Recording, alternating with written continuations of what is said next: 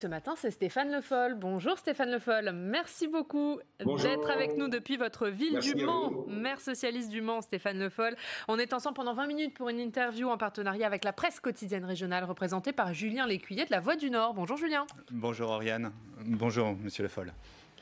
Et Stéphane Le Foll, Bonjour. on va commencer bien sûr avec la conférence de presse de Jean Castex attendue ce soir à 18h. Un nouveau point sur l'épidémie, mais aussi un nouveau point sur le confinement. Qu'est-ce que vous attendez cet après-midi du Premier ministre ?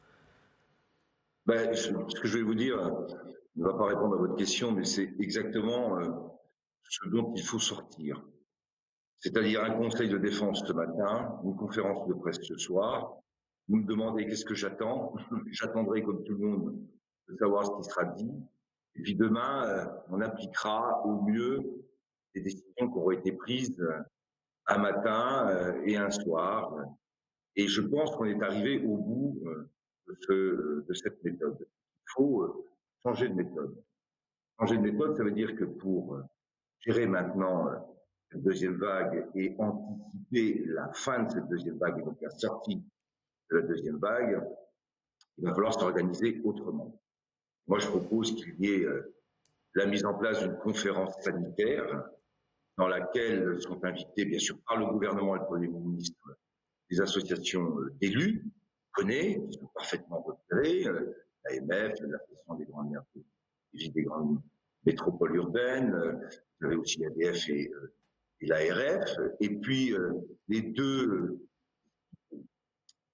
commissions sociales du Parlement, à savoir à l'Assemblée nationale et au Sénat, et puis un gouvernement avec un conseil scientifique et un conseil de santé publique qui soit là, qu'on explique, qu'on s'explique et qu'on trouve des solutions de sortie qui soient concertées. Parce que je crois qu'on est arrivé au bout du système qui consiste à avoir, je vous l'ai dit, ou une intervention du président de la République à 20h, ou une intervention du Premier ministre, sans qu'on sache exactement ce qui va se dire. D'ailleurs, la preuve, c'est qu'on m'avait posé la question, qu'est-ce que j'attends?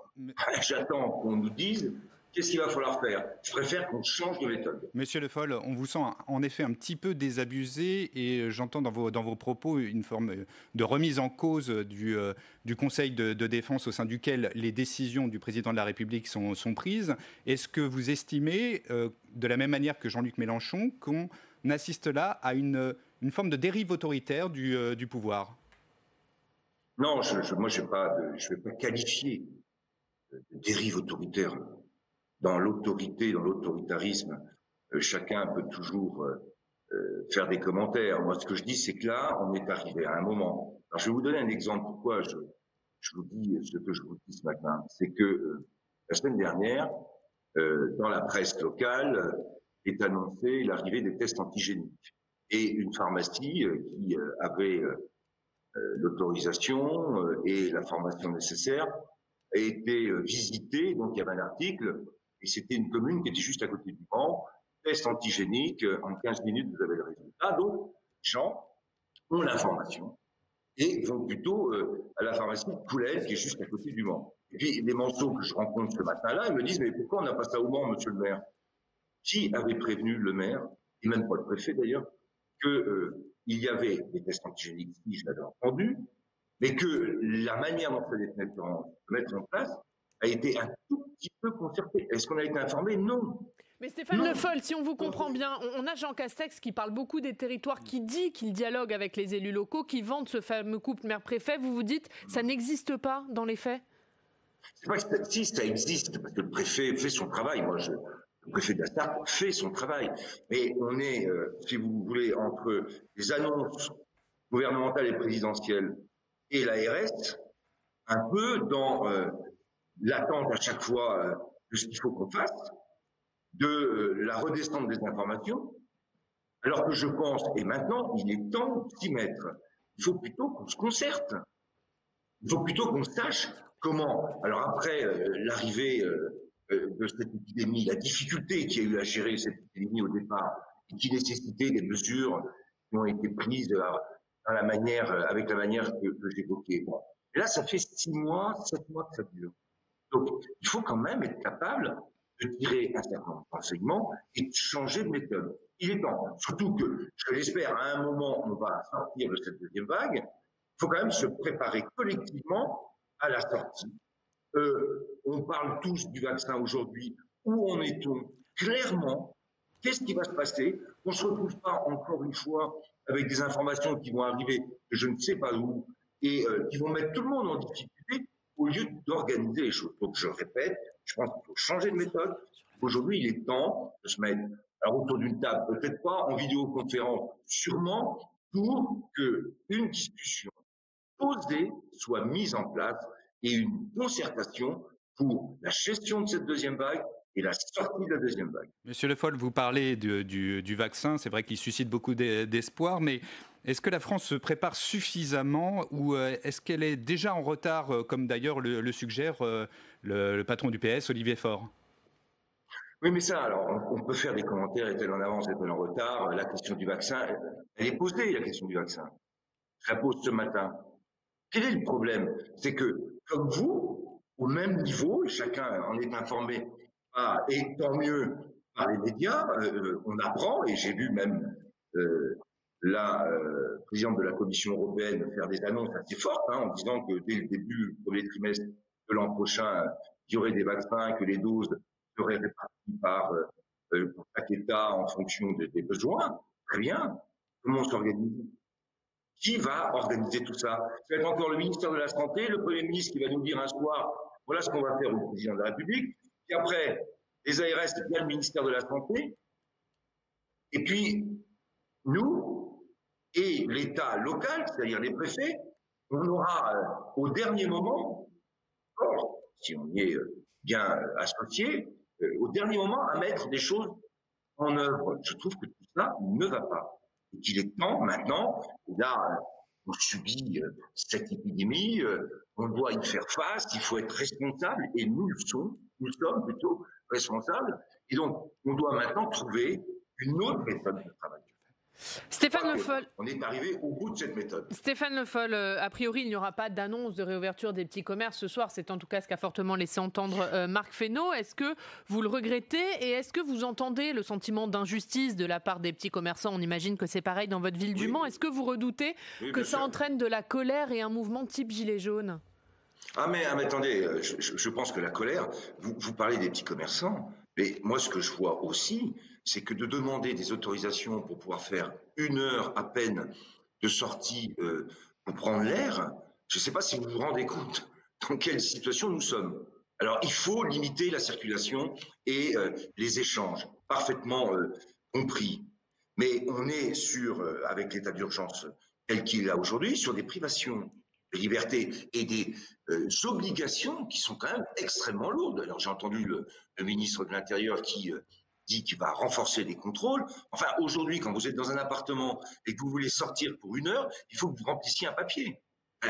Plus personne n'a en tête ce que ça représente. Donc, moi, les petits commerçants, c'est un vrai sujet. La privation de liberté qui peut être nécessaire un temps, ça doit être un temps court. Et après, il faut qu'on, je vous le dis et que je le répète, il faut qu'on puisse discuter de la manière dont on va aborder la fin de cette deuxième vague et la sortie la plus rapide possible de ce confinement. C'est ça la question. Moi, je l'ai demandé, j'ai entendu ce matin sur un certain nombre de médias une étude américaine qui prouverait que les bars et les restaurants sont responsables d'une partie de la diffusion du virus. On le sait aussi, d'autres lieux ont pu être responsables ou identifiés comme étant responsables de la diffusion du virus. Est-ce qu'on a, nous, une étude? Est-ce qu'il a été fait quelque chose qui permette de clarifier les choses? Vous voyez ce matin qu'il y avait des accusations aussi en Rhône-Alpes sur le niveau de diffusion du virus dans les écoles. Où discute-t-on de ça? Ce n'est pas le conseil scientifique avec le conseil de défense qui a uniquement les informations et peut discuter sur des bases Vous parlez de privation de liberté, Stéphane Le Foll, c'est pas rien. Est-ce que le gouvernement, pour vous, va trop loin dans ces mesures de confinement? Non, mais je ne dis pas qu'il ne va pas trop loin. Ne cherchez pas uniquement à critiquer le gouvernement. Je vous dis simplement, vous me parlez des petits commerces, je vous dis, mais est-ce que vous vous rendez compte qu'aujourd'hui, pour sortir 1 heure de chez vous, il faut que vous remplissiez une autorisation? Bon, donc oui, c'est quand même pas rien. Mais est-ce que ça veut dire que pour vous, ça va trop loin? Mais aujourd'hui, je vous ai dit, quand c'est nécessaire de le faire, Parce qu'il faut le faire pour stopper la circulation du virus, oui, mais ça ne peut pas durer.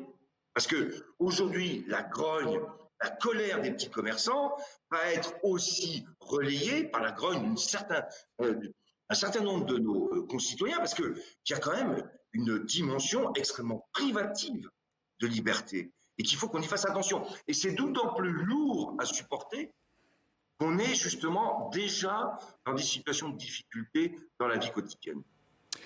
Autre sujet, monsieur. Donc moi, je demande maintenant, vraiment, et je reviens à ce que je disais, il est temps maintenant que le gouvernement et le président de la République changent de méthode. On ne peut pas attendre tous les matins le Conseil de défense et le soir la conférence de presse ou l'allocution du président de la République pour savoir ce qui se passe. Bien compris, Stéphane Le Foll. On va passer à un autre sujet. Je vais lancer, juste pour terminer, une enquête aussi sur la Sarthe. Je vais essayer avec le docteur Denis pour savoir aussi comment les Sartois et les Sartoises, ceux qui ont été contaminés par le virus, comment ils imaginent avoir été contaminés. Qu'on puisse savoir aussi d'où est venu et comment les gens perçoivent cette contamination.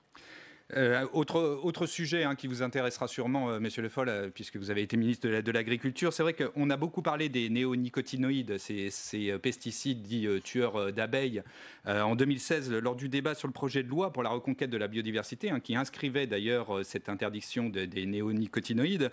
Vous aviez adressé une lettre aux députés à ce moment-là pour les inciter à ne pas se prononcer en faveur d'une interdiction simple et totale. Ma question, c'est la suivante. Si vous aviez été dans l'hémicycle au mois d'octobre, est-ce que vous auriez voté en faveur d'une réintroduction de ces pesticides? Non, mais moi d'abord, je ne suis plus dans l'hémicycle et je vais garder la ligne qui est la mienne. Quand l'interdiction a été votée, vous avez rappelé ma position, elle était parfaitement construite.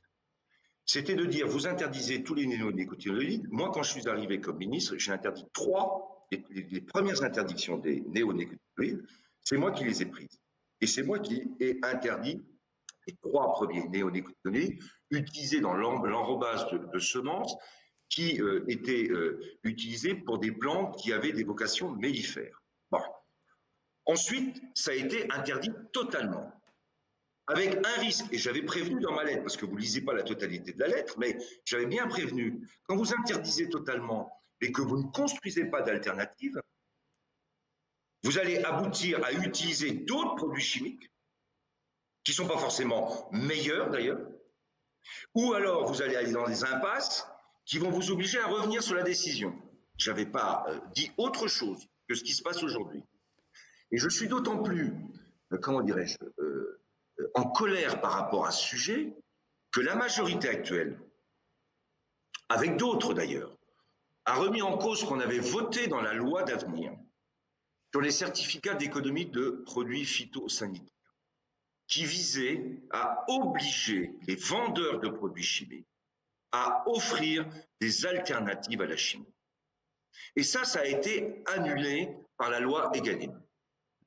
Résultat, quand j'entends la ministre de l'Environnement aujourd'hui dire c'est parce qu'on n'a pas d'alternative et on va autoriser les néonicotinoïdes de manière temporaire, je lui dis, si vous aviez poussé et gardé les certificats d'économie phytosanitaire, comme je l'avais demandé à Nicolas Hulot, pour forcer les vendeurs de chimie à offrir autre chose que de la chimie, on n'en serait peut-être pas là. Donc chacun a sa part de responsabilité. Alors est-ce que j'aurais voté ou pas, c'est pas le sujet. Moi ce que je vous dis, c'est ce que j'ai fait, ce que j'ai écrit, ce que j'ai pensé, ce que j'ai dit. Et là-dessus, je ne change pas d'avis. Bon, donc vous comprenez à ce moment-là les socialistes qui déposent un recours au Conseil constitutionnel. Vous pensez que c'est une bonne chose? Je ne sais pas, ils ont déposé un recours au Conseil constitutionnel pour au nom. Enfin, bon, très bien. C'est pas le sujet. Ça, c'est le sujet là, c'est les conséquences d'un vote. Alors le recours au Conseil constitutionnel, je suis pas au courant, donc je vais pas regarder. Et est-ce que vous pensez qu'à l'époque, je le sens dans vos propos, qu'on n'a pas suffisamment préparé la sortie des néonicotinoïdes? C'est-à-dire qu'il y a quand même une responsabilité du gouvernement du président Hollande. Mais je vois ce que l'agroécologie qui est dans la loi était fait justement. C'est une conception de modèle nouveau. Vous ne pouvez pas isoler la betterave en utilisant telle et telle chimie et en disant bah, je vais me priver de telle et telle molécule, puis quand vous vous apercevez que ça ne marche pas, ben, parce que vous n'avez pas changé votre modèle de production, vous allez chercher une autre molécule chimique. Tout ça, c'est une question d'organisation, là encore, de conception des itinéraires techniques. C'est ce qu'on a appelé l'agroécologie. Dans la loi d'avenir, je le rappelle, votée à une large majorité. Quand je dis large, avec l'UDI de l'époque et toute la majorité plurielle qui pouvait exister. Cette loi fixe l'agroécologie comme objectif pour la France. Où en sommes-nous? Est-ce qu'on en reparle depuis que le gouvernement est arrivé? Moi, j'avais fait ce choix. Parce que pour éviter d'utiliser de la chimie, il faut repenser complètement les modèles de production. Stéphane Ça Le se fait Foll. pas uniquement en supprimant telle et telle molécule. Stéphane Le Foll, on va parler d'un autre sujet qui inquiète là aussi, c'est la grippe aviaire et le gouvernement qui a placé près de la moitié des départements français en risque élevé. Est-ce que là, vous pensez que le gouvernement a suffisamment préparé une éventuelle arrivée du virus et est-ce que dans un département comme le vôtre, ça inquiète? Mais ça inquiète partout. Enfin, je veux dire, bon, je vais faire le ministre de l'Agriculture comme si j'étais encore ministre de l'Agriculture. 2 grippes aviaires à gérer. 2. Et avec, non pas une menace, mais la diffusion de la grippe. 2 fois, dans tout le Grand Sud-Ouest, avec des conséquences économiques et sociales qui étaient extrêmement lourdes. Une première gestion avec la mise en place d'un vide sanitaire, avec méthode. J'avais fixé l'objectif, négocié l'objectif, et après, on a fait ce vide sanitaire, on a remis en production. Puis après, dans la période qui vient, là, qui arrive avec l'automne, on a des oiseaux migrateurs qui peuvent être vecteurs de la grippe aviaire. Et cette deuxième grippe aviaire est arrivée via les oiseaux migrateurs. On a pris des décisions très lourdes, encore une fois. J'avais passé une convention avec l'ensemble de la filière sur la biosécurité pour éviter qu'on transporte là aussi un virus lorsqu'il arrive.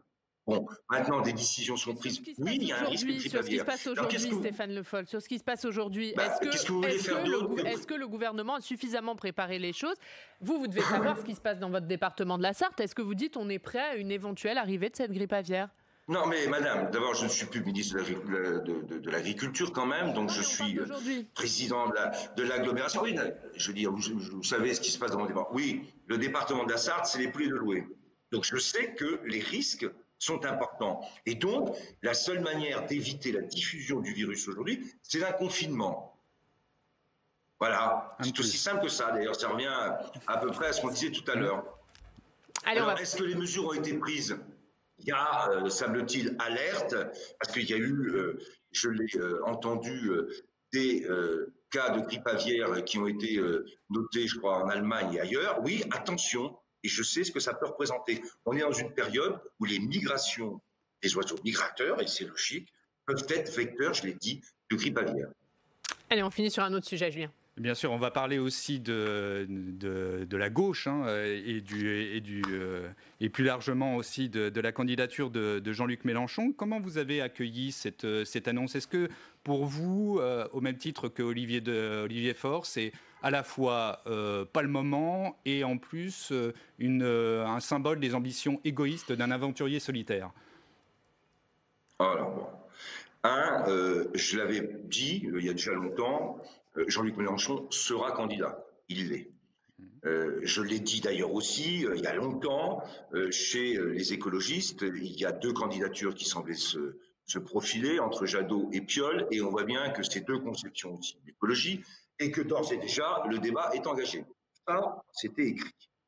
Donc moi, je ne suis pas d'accord avec l'analyse qui est faite par Olivier Faure. Ce n'est pas simplement un problème d'égoïsme ou de volonté solitaire d'être candidat. Jean-Luc Mélenchon, jusqu'à nouvel ordre, il a une ligne politique. Alors on peut contester cette ligne politique, et c'est ça qu'il faut faire, plutôt que simplement être sur la question des personnes.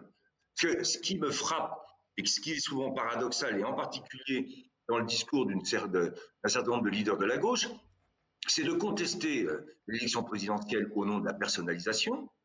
Et quand ils ont à discuter des différentes candidatures, ils ne parlent que des personnes. Non, derrière Jean-Luc Mélenchon, il y a une ligne politique.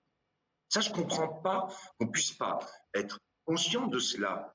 Sa ligne politique, d'ailleurs, qui ressemble à celle d'Arnaud Montebourg, est une ligne alors un peu plus gauchiste sûrement que certains de Montebourg, c'est un souverainisme réaffirmé.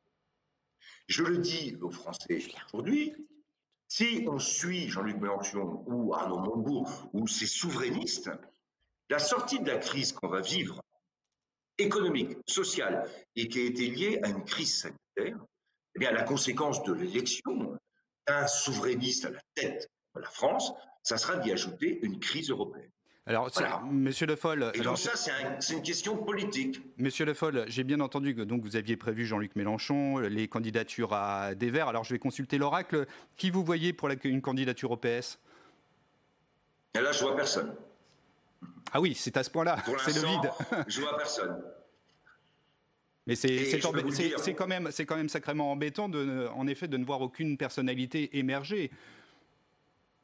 Mais c'est pas embêtant. C'est très... Alors, vous voyez, c'est l'expression ou c'est la concrétisation de l'impensé politique qui doit être la base de ce qui fait qu'une personnalité peut porter un projet présidentiel. Est-ce qu'on sait exactement d'ailleurs ce que pense le Parti socialiste? Alors, on sait ce qu'il a fait, et c'est souvent d'ailleurs contesté. Le mandat de Hollande sert à tous ceux qui ont été ministres ou pas d'ailleurs à être critiqués. Très bien. Et il y a des critiques à faire. Et moi, je suis prêt, et j'en ai fait, et il faut les faire. Mais en même temps, aujourd'hui, où en sommes-nous? Je vais prendre deux exemples. Faut-il défendre la croissance ou pas par rapport aux écologistes? Faut-il aussi réduire demain les déficits budgétaires quand on sait qu'on va arriver à 8-10%? Ou faut-il, comme le dit Jean-Luc Mélenchon et par exemple Arnaud Montebourg, considérer que le pacte de stabilité budgétaire, il faut en sortir? Alors que, sans dire d'ailleurs jusqu'où on va aller en termes de déficit. Ça, c'est des vraies questions. Et c'est sur ces questions qu'on va se quitter, Stéphane Le Foll. Merci beaucoup. Tout simplement pour vous dire que demain, on aura un débat avec Geoffrin, Cambadélis sur ces questions. Très bien, merci beaucoup. Merci Stéphane Le Foll d'avoir été avec nous depuis votre ville du Mans. Merci Julien. On va regarder la une de La Voix du Nord. Entre deux confinements à peine ouverts, ils ont baissé le rideau. C'est à la une de votre journal. Merci Julien. On passe tout de suite au Club des Territoires. La Mutuelle Nationale Territoriale, la mutuelle des agents des services publics locaux, vous présente le Club des Territoires. Engie, acteur engagé dans la transition zéro carbone des régions, vous présente le Club des Territoires.